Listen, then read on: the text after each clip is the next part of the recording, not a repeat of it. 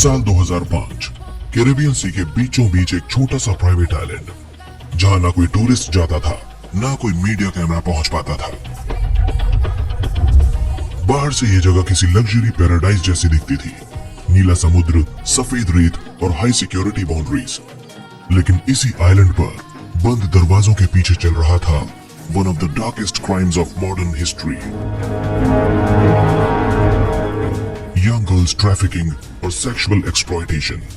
ये कोई movie scene नहीं था, ये वो सच था जो बाद में यूएस इन्वेस्टिगेशन रिकॉर्ड्स और कोर्ट डॉक्यूमेंट्स का हिस्सा बने। लड़कियों को कभी पैसे का लालच दिया गया, कभी जॉब ऑफर्स का, और कभी हेल्प के नाम पर इस सीक्रेट आइलैंड तक लाया गया। यहाँ पहुंचते ही उनकी दुनिया बदल जाती थी। चारों तरफ फैसिलिटीज थी, helipad, guest houses, private dock, CCTV like security. लेकिन जिस चीज की सबसे ज्यादा कमी थी वो था लॉ, कंसेंट और जस्टिस। और इस पूरे नेटवर्क के सेंटर में था एक नाम, जेफरी एप्स्टीन। एक ऐसा व्यक्ति जिसे पब्लिक इमेज में एक बिलियनियर फाइनेंसियर और एलीट सोशल सर्कल का इनसाइडर कहा जाता था, लेकिन जिसकी असली पहचान सालों तक शैडो में रही। असल सवाल यह था कि इतने सालों तक ये सब ओपनली कैसे चलता रहा और किसी ने रोका क्यों नहीं। जब फ्लोरिडा के पाम बीच में कुछ टीनेज गर्ल्स ने पहली बार पुलिस के सामने शिकायत दर्ज कराई, तब किसी ने सोचा नहीं था कि ये मामला सिर्फ लोकल क्राइम नहीं रहेगा। धीरे धीरे ये केस बदल गया एक ग्लोबल स्कैंडल में। एक ऐसा स्कैंडल जिसमें पैसा, पावर, पॉलिटिक्स और सिस्टम फेलियर सब एक साथ टकराने वाले थे। और फिर आया साल 2019। जेफरी एप्स्टीन को फेडरल लेवल पर दोबारा अरेस्ट कर लिया गया, सेक्स ट्रैफिकिंग ऑफ माइनर्स और कॉन्स्पिरेसी के सीरियस चार्जेस के साथ। लेकिन तब तक बहुत देर हो चुकी थी, क्योंकि जिन लड़कियों की आवाज सालों तक इग्नोर की गई थी, वे अब एक ऐसे सवाल में बदल चुकी थी जो पूरी दुनिया से पूछा जा रहा था। यहीं से शुरू होती है ये कहानी, एक सीक्रेट आइलैंड से लेकर जेल सेल तक, और एक ऐसे आदमी तक जिसकी मौत ने भी सच को दफन नहीं किया, बल्कि उसे और ज्यादा मिस्टीरियस और डेंजरस बना दिया। आज के इस खास एपिसोड में हम जानेंगे कि जेफरी एप्स्टीन आखिर कौन था और कैसे एक साधारण सा आदमी मनी, इन्फ्लुएंस और क्राइम के इस अंधे एम्पायर का मास्टर बन गया। साल 1953, न्यूयॉर्क का ब्रुकलिन इलाका, यही जन्म हुआ जेफरी एडवर्ड एप्स्टीन का। ना कोई रॉयल फैमिली, ना कोई बिजनेस एम्पायर और ना ही कोई एक्स्ट्राऑर्डिनरी शुरुआत। उसके पिता एक साधारण सरकारी कर्मचारी थे और माँ एक स्कूल असिस्टेंट के तौर पर काम कर रही थी। बाहर से देखने पर यह एक बिल्कुल मिडिल क्लास अमेरिकन फैमिली थी, जहां से आमतौर पर या तो एक नॉर्मल नौकरी निकलती है या एक शांत जिंदगी। एप्स्टीन की पढ़ाई भी कुछ अलग नहीं थी। उसने कॉलेज में दाखिला लिया, लेकिन डिग्री कभी पूरी नहीं की। ना कोई फाइनेंस की फॉर्मल एजुकेशन, ना कोई एलीट एमबीए।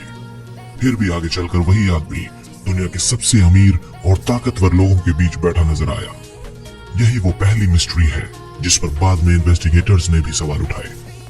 1970 की शुरुआत में एप्स्टीन को न्यूयॉर्क के एक प्रेस्टीजियस प्राइवेट स्कूल में मैथ्स और फिजिक्स पढ़ाने की नौकरी मिल गई। ये वही स्कूल था जहां अमीर फैमिलीज के बच्चे पढ़ते थे, पॉलिटिशियंस, बैंकर्स और सीईओज के बच्चे। यहीं से एप्स्टीन को पहली बार एलीट वर्ल्ड को करीब से देखने का मौका मिला। यही उसने सीखा कि पैसा कैसे सोचता है और पावर कैसे बिहेव करती है। लेकिन एप्स्टीन ज्यादा समय तक टीचर नहीं रहा। अचानक बिना किसी क्लियर पब्लिक एक्सप्लेनेशन के वो एजुकेशन छोड़कर हाई फाइनेंस की दुनिया में दाखिल हो गया। 1976 में उसे एक टॉप इन्वेस्टमेंट बैंक में नौकरी मिल गई और यहीं से उसकी लाइफ ने पूरी तरह डायरेक्शन चेंज कर लिया। सवाल आज भी वही है, बिना डिग्री, बिना ट्रैक रिकॉर्ड इतनी बड़ी एंट्री पॉसिबल कैसे हुई? 1980 तक आते आते एप्स्टीन खुद को एक फाइनेंशियल एडवाइजर और मनी मैनेजर के रूप में पेश करने लगा। लेकिन उसका काम एडवाइजर जैसा नहीं था।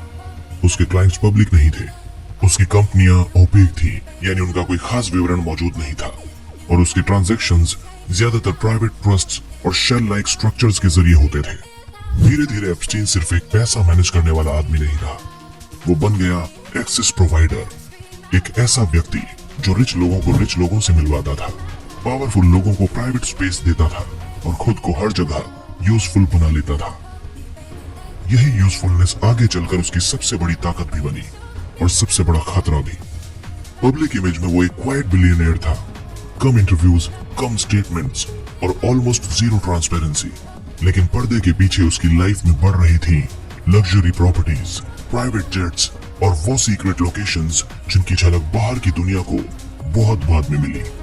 और यहीं से ये कहानी सिर्फ एक आदमी की सक्सेस स्टोरी नहीं रहती, ये बदलने लगती है एक ऐसे सवाल में जो आज भी अनआंसर्ड है। क्या जेफरी एप्स्टीन सच में सेल्फ मेड फाइनेंशियर था या फिर किसी और ही खेल का मुहारा? अब सवाल और भी सीरियस हो जाता है। जेफरी एप्स्टीन आखिर इतना अमीर बना कैसे? क्योंकि जहां आम फाइनेंसर्स की वेल्थ साफ दिखाई देती है, कंपनीज, स्टॉक होल्डिंग्स, क्लाइंट्स, वहीं एप्स्टीन की मनी स्टोरी शुरू से ही ओपेक और कंफ्यूजिंग रही। पब्लिक रिकॉर्ड्स में ना तो उसके बड़े स्केल इन्वेस्टमेंट साफ दिखते हैं, ना ही ये पता चलता है कि उसने कौन सा ऐसा रेवोल्यूशनरी बिजनेस मॉडल अपनाया था जिससे वो सैकड़ों मिलियन डॉलर तक पहुंच गया। 1970 के अंत और 1980 की शुरुआत में एप्स्टीन ने वॉल स्ट्रीट में खुद को एक हाई लेवल फाइनेंशियल एडवाइजर के तौर पर पोजीशन किया। वो दावा करता था कि वो केवल अल्ट्रा रिच क्लाइंट्स के लिए काम करता है, ऐसे क्लाइंट्स जिनके नाम पब्लिक में नहीं आते। यही पहला रेड फ्लैग था, क्योंकि फाइनेंस इंडस्ट्री में ट्रांसपेरेंसी एक बेसिक नॉर्म होती है, लेकिन एप्स्टीन का पूरा मॉडल ही सीक्रेसी पर टिका हुआ था। धीरे धीरे उसने ये इमेज बनाई कि वो सिर्फ पैसा मैनेज नहीं करता, बल्कि टैक्स प्लानिंग, एसेट प्रोटेक्शन और कॉन्फिडेंशियल वेल्थ स्ट्रक्चरिंग में भी एक्सपर्ट है। उसकी कंपनियां ज्यादातर प्राइवेट ट्रस्ट्स और लिमिटेड पार्टनरशिप्स के जरिए ऑपरेट करती थी, जिससे असली ओनरशिप और कैश फ्लो को ट्रेस करना बहुत मुश्किल हो जाता था। इन्वेस्टिगेटर्स के अनुसार यही स्ट्रक्चर बाद में उसके लिए शील्ड भी बना। एप्स्टीन की वेल्थ का एक बड़ा हिस्सा जोड़ा बताया जाता है लेस्ली वेक्सनर से, जो उस समय एक मेजर अमेरिकन बिलियनर थे।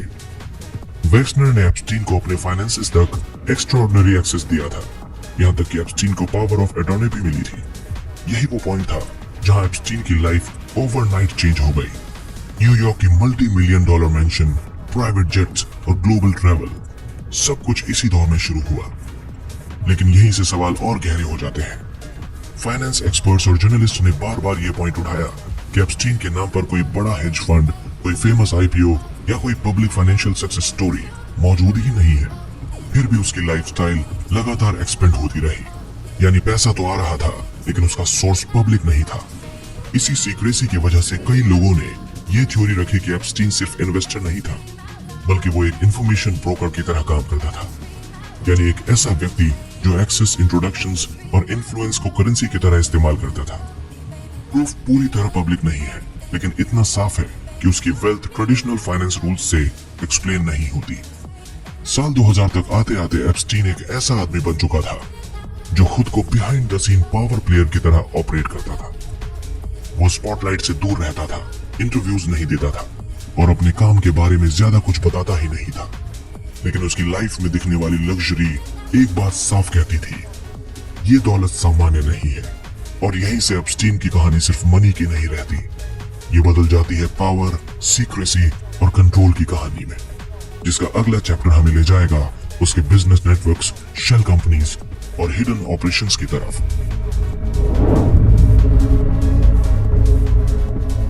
अब तक हमने देखा कि पैसा आया, पावर बढ़ी, लेकिन एक बेसिक सवाल अब भी अनआंसर्ड है। जेफरी एप्स्टीन करता क्या था? क्योंकि आमतौर पर किसी भी अरबपति की पहचान उसके बिजनेस से होती है, कोई फैक्ट्री, कोई ब्रांड, कोई हेज फंड। लेकिन एप्स्टीन के केस में ये पहचान शुरू से ही ब्लर्ड रही।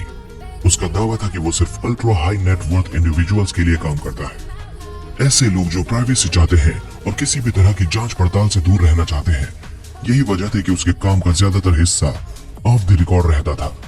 एप्स्टीन की कंपनियां भी अनयूजुअल थीं। कोई बड़ा कॉर्पोरेट सेटअप नहीं, थाउजेंड्स ऑफ एम्प्लॉयज नहीं, बल्कि छोटी छोटी प्राइवेट एंटिटीज, ट्रस्ट्स और लिमिटेड पार्टनरशिप्स। ये स्ट्रक्चर ऐसे बनाए गए थे कि असली पैसा कहां से आ रहा है और कहां जा रहा है, ये ट्रेस करना आसान ना हो। इन्वेस्टिगेटिव जर्नलिस्ट्स के अनुसार यही डिजाइन एप्स्टीन की सबसे बड़ी ताकत थी। उसका प्राइमरी ऑफिस न्यूयॉर्क के एक बेहद महंगे मेंशन से ऑपरेट होता था, जो खुद एक रेड फ्लैग था। आमतौर पर फाइनेंस फर्म्स ग्लास बिल्डिंग्स में होती है, लेकिन एप्स्टीन का पूरा सेटअप पर्सनल प्रॉपर्टीज और प्राइवेट स्पेसेस में फैला हुआ था। मीटिंग्स भी बोर्ड रूम्स में नहीं, बल्कि प्राइवेट होम्स, जेट्स और आइलैंड्स पर होती थी। जेफरी एप्स्टीन सिर्फ पैसा मैनेज नहीं करता था, वो कनेक्शंस मैनेज करता था। वो लोगों को लोगों से मिलवाता था, पॉलिटिशियंस को बिलियनियर से, साइंटिस्ट को डोनर्स से, बिजनेस लीडर्स को ग्लोबल एक्सेस से। धीरे धीरे वो खुद एक गेट कीपर बन गया, जिसके बिना कुछ हाई लेवल इंट्रोडक्शंस पॉसिबल ही नहीं माने जाते थे।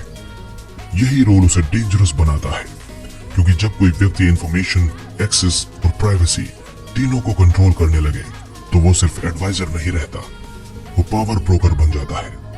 एप्स्टीन के केस में कई लोग बाद में यही सवाल उठाते हैं कि क्या वो सच में फाइनेंस चला रहा था या फाइनेंस की आड़ में कुछ और ही मैनेज कर रहा था।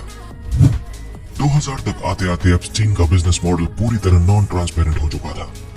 न कोई एनुअल रिपोर्ट्स, न क्लियर डिस्क्लोजर और न ही क्लाइंट्स की पब्लिक लिस्ट।